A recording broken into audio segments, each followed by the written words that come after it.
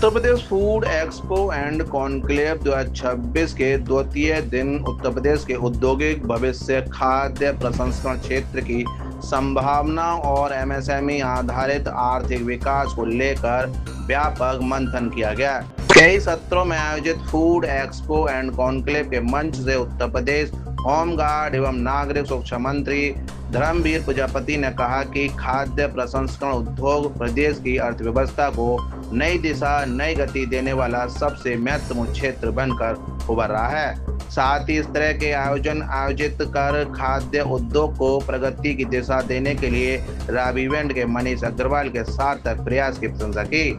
दूसरे दिन food expo and conclave अपने उभरते स्वभाव पर दिखाई दिया।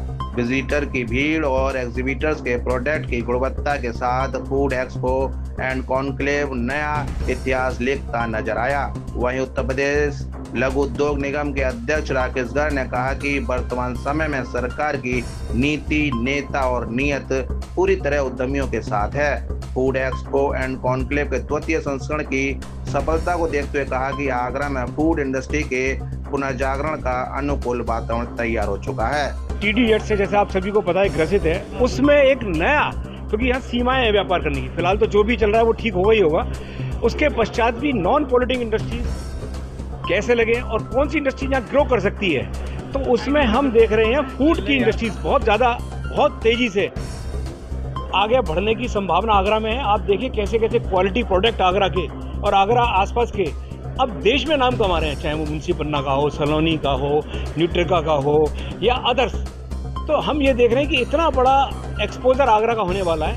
भविष्य के अंदर ये बहुत बड़ी इंडस्ट्रीज के रूप में एक निकलेगा। और इस तरह के जो आयोजन किए जा रहे हैं, इससे क्या होता है, सब एक दूसरे से मिलते हैं, कैसे इंडस्ट्री लग सकती है एक देखा जाता है, क्या क्या सामान, मशीनें आदि इत्यादि, पैकेजिंग आदि यहाँ से आपको सब मिल सकती है और लोगों का कॉन्फिडेंस लेवल बढ़ता है। और मुझे विश्वास है क्योंकि जिस तरह से तेजी से खपत बढ़ रही है खाने पीने के आइटमों की, वह खपत में हमारी भविष्य में फूड प्रोसेसिंग इंडस्ट्रीज एक बहुत मुख्य भूमिका अदा करेगी, ऐसा मेरा विश्वास है। 2024 अभी 24 के नवंबर तक इंडस्ट्रीज खूब लग रही थी।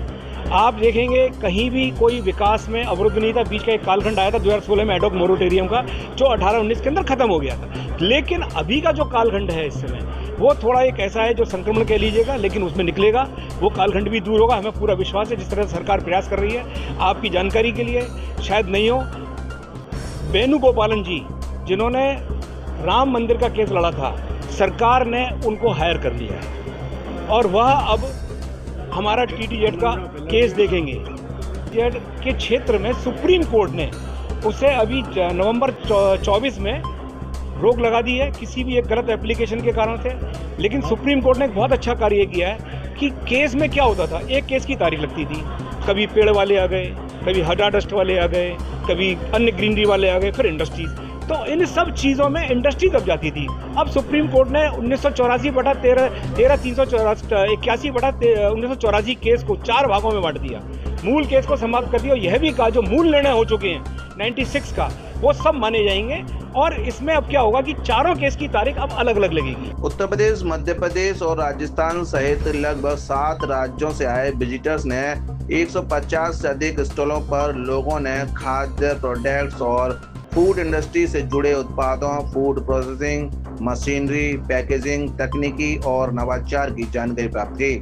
मुख्य सलाहकार मनीष अग्रवाल ने फूड एक्सपो एंड कॉन्क्लेव 2026 के द्वितीय संस्करण के द्वितीय दिवस की सफलता और सत्रों की जानकारी देते हुए बताया कि MSME प्रदेश में रोजगार और आर्थिक विकास का सबसे मजबूत आधार है। एक जिला एक व्यंजन जैसे योजना से आगरा के फूड को नई पहचान मिलेगी। फूड एक्सपो एंड कॉन्क्लेव का तीसरा दिन इतिहास लिखने का काम करेगा। Chamber of food processing industry association द्वारा आयोजित फूड एक्सपो एंड कॉन्क्लेव 2026 में जो जैसी हमने घोषणा की थी कि अनुरूप सफलता मिल रही है। 5 राज्यों से 15,000 उद्यमी यहाँ पर आ रहे हैं और तीसरे दिन, आज हम दूसरे दिन पर बैठे हैं, दूसरे दिन के 2 सत्र इसमें प्रमुख रूप से आयोजित हुए। उत्तर प्रदेश सरकार के खाद्य प्रसंस्करण विभाग के अधिकारी जो कि विशेष रूप से लखनऊ से आए, उन्होंने खाद्य प्रसंस्करण उद्योग की रीति नीति और क्या सरकार की मंशा है वो उद्यमियों के समक्ष रखी। और दूसरा सेशन बैंकिंग का हुआ। बैंकिंग के माध्यम से उद्यमियों और फाइनेंशियल इंस्टीट्यूशंस दोनों मिलकर कैसे सेतु का काम कर सकते हैं किसी उद्योग को लगाने के लिए, ऐसा फाइनेंशियल इंस्टीट्यूशन ने अपनी चीज़ों को बताया। मुझे लगता है कि अब जो तीसरा सत्र हमारा यहाँ पर आयोजित होने वाला है, लोक उद्योग भारती के द्वारा विशेष रूप से आयोजित वो सत्र है, जिसमें कि UPSIC के माननीय MD चेयरमैन और उत्तर प्रदेश सरकार के प्रतिनिधि के रूप में माननीय मंत्री जी यहाँ पर मौजूद रहेंगे, धर्मेंद्र प्रजापति जी।